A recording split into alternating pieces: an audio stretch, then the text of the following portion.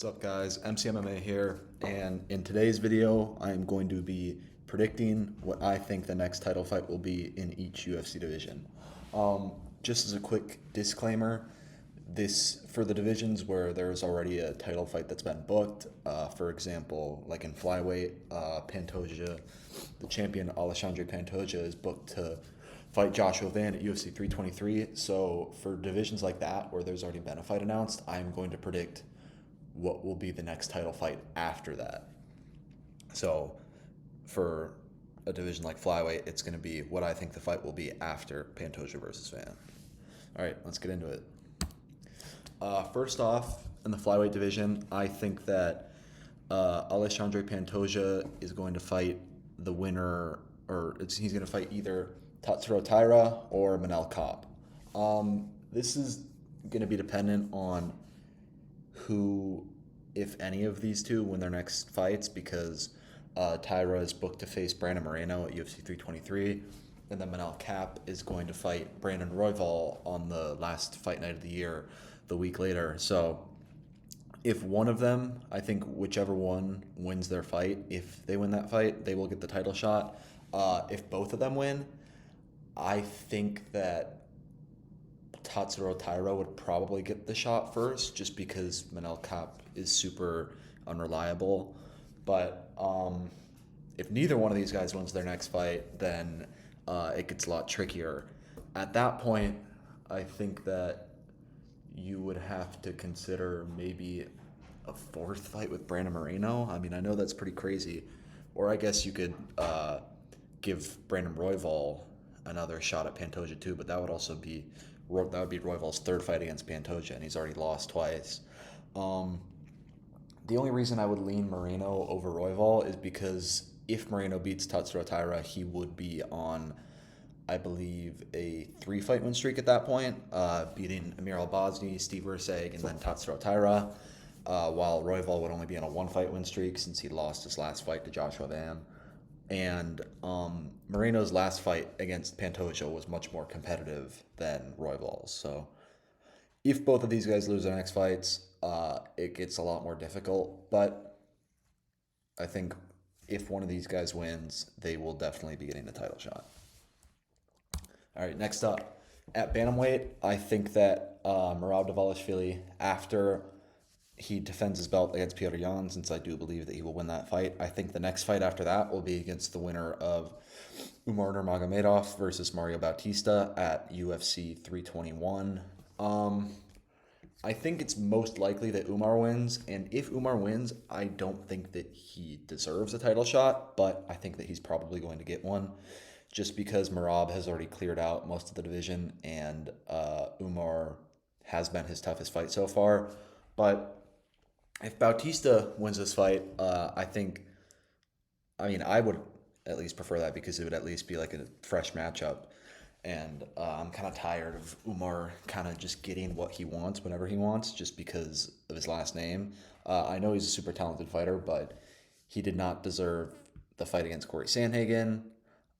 He barely deserved the first title fight against Merab, and he should not be getting a title shot coming off a win over whatever number 8 or number 9 ranked Mario Bautista. But I think that is what will most likely happen if he wins that fight. So I think there's probably like a 80% chance that if Merab defends his belt against Petr Yan, he will fight the winner of this fight next. All right, next up, in the featherweight division, I think that the champion Alexander Volkanovski is going to defend his belt against number 4 ranked Lerone Murphy. This is another one where this isn't necessarily the most deserving contender getting a title shot. I personally think that Movsar Evloev deserves the title shot the most, but we know that Dana does not want to give him a title shot yet. He wants him to win one more fight, as we saw with his booking against Aaron Pico earlier this year, and especially after pulling out of that fight, I'm sure that just made Dana even more angry. So I think Movsar is going to have to win one more before he gets a title shot. I think it'll likely be against, I hope he fights Diego Lopez. That would be an amazing fight. Or maybe like a Yusuf Salal or somebody like that. But I think he's definitely going to need one more win to get a title shot, even though he probably already deserves one.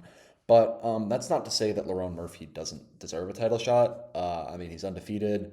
He just got a huge knockout win over Aaron Pico at UFC 319, which he really needed because he was also a guy who was on a pretty boring run before that, a lot of decisions. So that was big for him. And I think this would be a pretty interesting fight. So, yeah, I think this will likely be what's next. I think this fight will probably headline the pay-per-view that I think they're planning on doing in Australia early next year. I think it's going to be Sydney. So, yeah, I think we probably should see this fight or just a Volkanovski title defense, even if it's not Lerone Murphy. I think that should be announced pretty soon. All right, at lightweight, I covered this one in my matchmaking video from the other day, but I do think that Ilia Topuria is going to fight Justin Gaethje for his first title defense. This is another case, yet again, of a guy not necessarily the most deserving getting a title shot. But, I mean, Arman is the only guy who clearly deserves it more than Gaethje, and he's booked for another fight. So this is the one that makes the most sense, given who's currently available.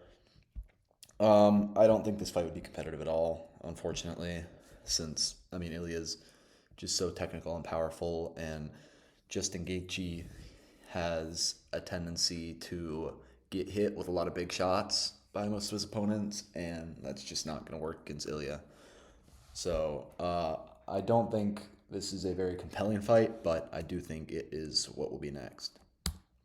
All right, this is probably the hottest take of the video, both with the fact that I do believe that Jack Della Maddalena will retain his belt against Islam Makhachev, and I think that there's like 3 fights right now that have title implications at welterweight. There's Ian Gary versus Bilal Muhammad, there's Michael Morales versus Sean Brady, and there is Carlos Prates versus Leon Edwards. And I think that Morales is going to get the title shot, and here's why. I think that Ian Gary, I am going to lean towards him in the Bilal fight, but I think if he does win, it is going to be a very boring performance, and it's not going to inspire Dana to want to give Ian Gary a title shot.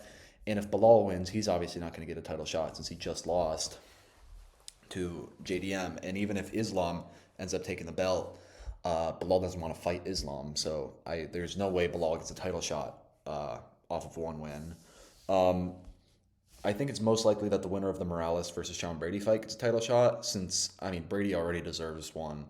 And, I mean, if he beats Morales, it's just another win that he'd add to his resume. But I think that Michael Morales is a nightmare matchup for Sean Brady. And I think that if Morales is able to get a finish over Brady, which I think is his most likely path to victory, specifically a knockout, getting a highlight reel like that would catapult him to the top of the title picture. And I think that could lead to him getting a title shot. So I understand that this is a pretty hot take, but if it happens, you heard it here first. All right, next up at middleweight, this one's pretty straightforward. Khamzat Chimaev should, in all likelihood, fight, or he should be fighting Nasiruddin Imavov next. Imavov, I mean, clearly deserves a title shot at this point. He's coming off 3 top 10 wins, or I think more like top 7 or 8 wins against Jared Cannonier. Oh, no, he's coming off 4 because he beat Cannonier, Brendan Allen, Israel Adesanya, and most recently Kyle Bahayo. That's 4 top 10 wins. He clearly deserves a title shot at this point. He probably deserved one, at least resume-wise, over Khamzat Chimaev against Dricus du Plessis, but I understand why they gave it to Khamzat. He's the bigger name, and he obviously got that insane finish over Robert Whittaker. But this is another one where, although I think Imavov is a very good fighter, I think he just has no chance against Khamzat. I really don't think anybody in the entire division can compete with him. I think Dricus probably has the best chance, or had the best chance, and I mean, we saw what happened. He was just lucky to not get submitted, and he got absolutely ragdolled for 25 minutes. So I think this fight should definitely be next. I think it most likely will be next, but I don't think it's going to be a great fight, unfortunately. All right, on to the next. All right, at light heavyweight, I think that The next title fight is going to be for a vacant title, and I think that it's going to be number 1 ranked Yuri Prohaska versus number 3 ranked Carlos Ulberg.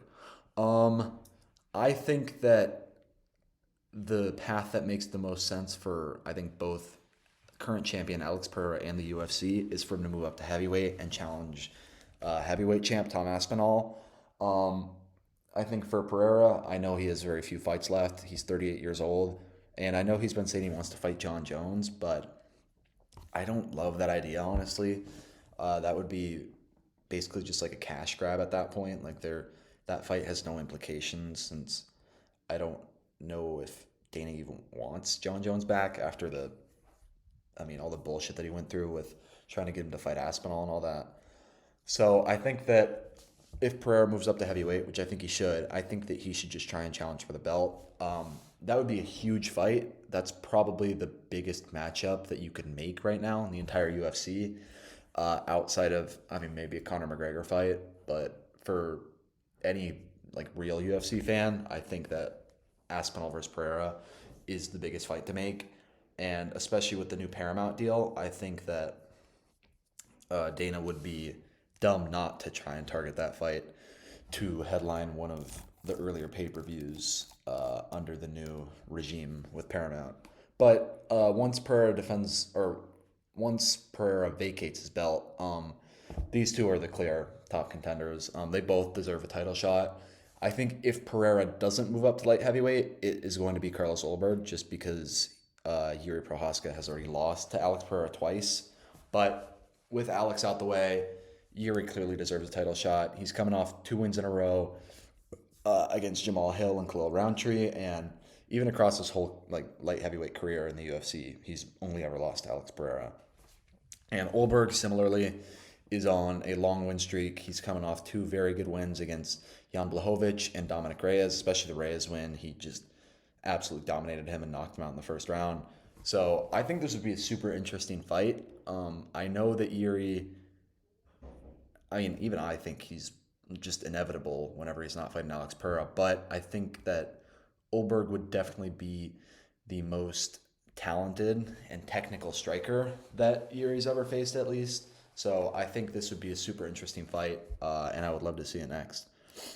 All right, last but most definitely not least, at heavyweight, I think the next title fight to make after Aspinall defends his belt against Cyril Gane at UFC 321, which I think he very likely will do. I would be shocked if Cyril Gane won that fight. But I think the next fight to make after that is Tom Aspinall versus Alex Pereira. Like I was just talking about, this is the biggest fight that you can make in the UFC right now. This would do huge pay-per-view numbers. It's a super... I don't know how interesting the matchup is if you actually dive into it, since I think that Aspinall would be able to dominate Pereira pretty easily on the ground. But at least in the striking, this is such a sick matchup. You've got 2 dudes who've basically just been knocking out every single guy that they run into. And I think that Pereira would definitely be the most skilled striker that Aspinall has ever faced. And as dominant as Aspinall has been, we know that his striking defense is not very good. He tends to get hit a lot in the very short time that his fights last. So if this one stayed on the feet, I think it could be very interesting. And just overall, this is, like I've been saying, this is the biggest fight that the UFC can make right now. And I think they would be dumb not to jump on this opportunity. But anyways, those are my predictions for the next title fights for each UFC division. Let me know what you guys think of these predictions in the comments. If you like these matchups, if you don't, if you think there's one that I missed or that is more likely than the one that I included for one of these divisions, just let me know in the comments. And make sure to leave a like and subscribe to the channel. And thank you guys.